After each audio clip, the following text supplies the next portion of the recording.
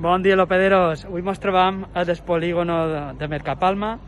Ara mateix hem acabat de fer l'auditoria i la formació del nostre client, de Germans Boades, que és un majorista dels més importants càrnics d'aquí de Mallorca.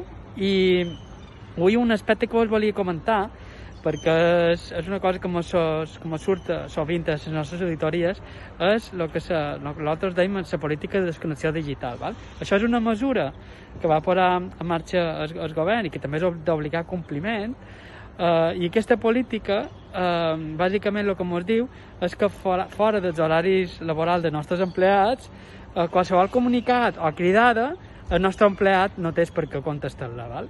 Això bàsicament és una mesura molt interessant.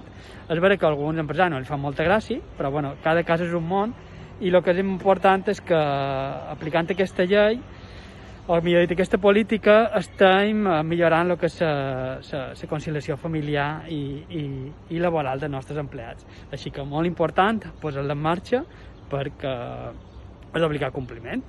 Res més per avui, salut i fins aviat.